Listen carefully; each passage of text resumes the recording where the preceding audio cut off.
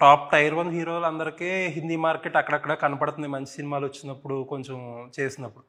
మిగతా హీరోలకి ఏంటి పరిస్థితి? కొంతమంది హీరోలు 2-3-4 వెళ్తున్నారు, అక్కడ ప్రమోషన్ చేస్తున్నారు, ఒక వారం రోజులు ప్రమోషన్ ఇంటర్వ్యూలు ఇస్తున్నారు, చేస్తున్నారు, ప్రమోషన్ రిలీజ్ చేస్తున్నారు, బట్ అంతగా రావట్లేదు. ఏంటి ప్రాబ్లం అంటారు? కంటెంట్ ప్రాబ్లమా, లేకపోతే మార్కెటింగ్ ప్రాబ్లమా, లేకపోతే దేనివల్ల అంటారు?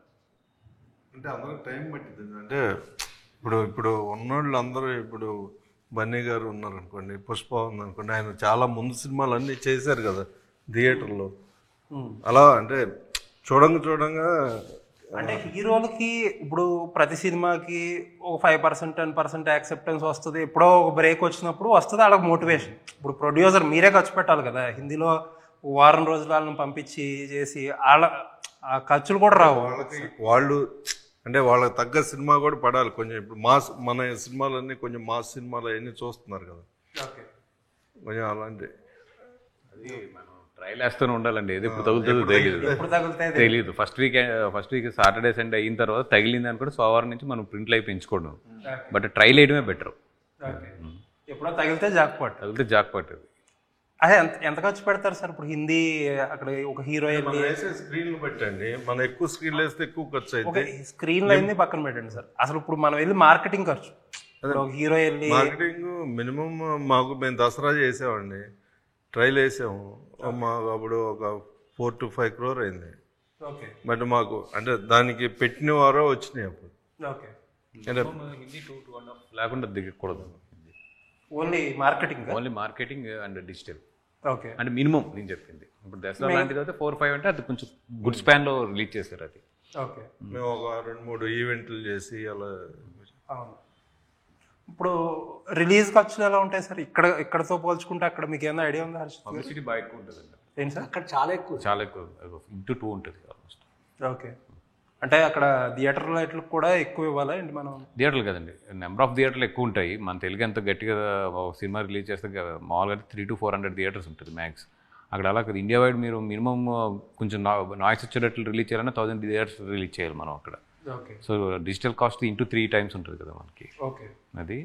అండ్ సెకండ్ అంటే ఈవెన్ పబ్లిసిటీ కాస్ట్ కూడా చాలా ఎక్కువ అక్కడ, into 3-4 ఉంటుంది మనకి. అప్పుడు ఏదో మనం స్ట్రైక్ చేసినప్పుడు ఆ డిజిటల్ ఖర్చులు ఏదో తగ్గించాలని చెప్పి ఏదో కొంచెం డిమాండ్ చేశారు కదా, ఏమన్నా జరిగిందా? మరి నెక్స్ట్ ఏమున్నాయని మీ దగ్గర క్వశ్చన్ రండి. అటు ఏది జరిగి కదా చచ్చి అనవసరం మనం మాట్లాడుకుని టైం వేసి తప్పితే.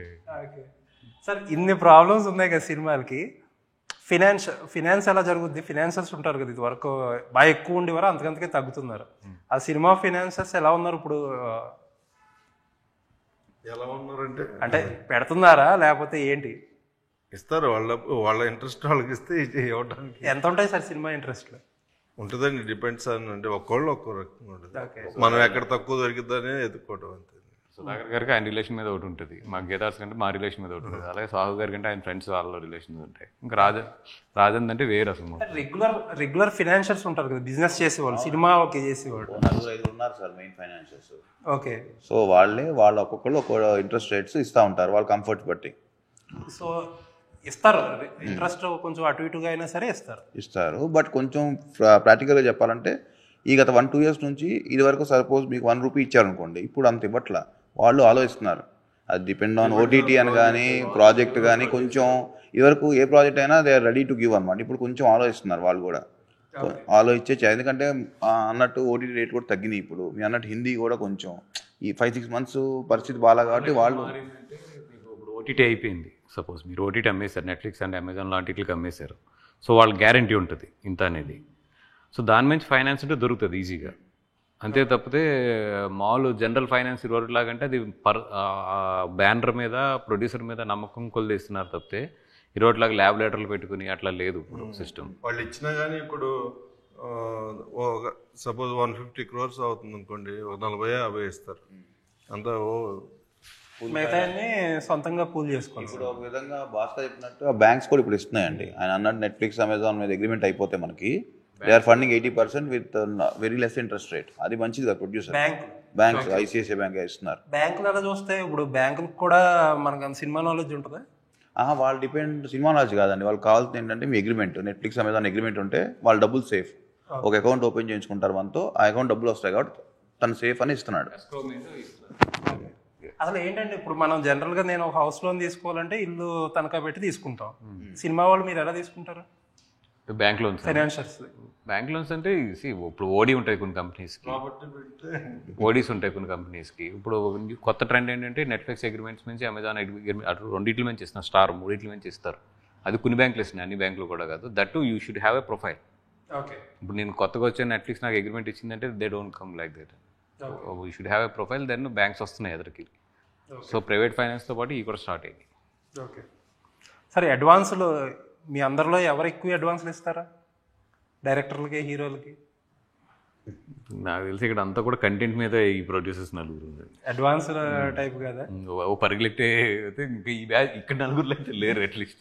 సార్, ఇప్పుడు ఒక అడ్వాన్స్ ఇచ్చారు అనుకోండి, ఎవరికన్నా ఒక అడ్వాన్స్ ఇచ్చారు, ప్రాజెక్ట్ మెటీరియలైజ్ అవ్వాలి, ఎంతవరకు వెయిట్ చేస్తారా? ఇప్పుడు మంచి డైరెక్టర్ హిట్ కొట్టాడు, ఇస్తారు మీరు అడ్వాన్స్, అతనికి ఎంత టైం ఇస్తారు అంటే ఒక హీరోని ఇంప్రెస్ చేయడానికి? అలా ఏముండదు సార్, కొంతమంది ఏమంటే నెలలోనే ఒప్పించగలుగుతారు హీరోని, ఇంకో అతను 1 year పట్టేస్తాను కథ సెట్ అవ్వకపోతే.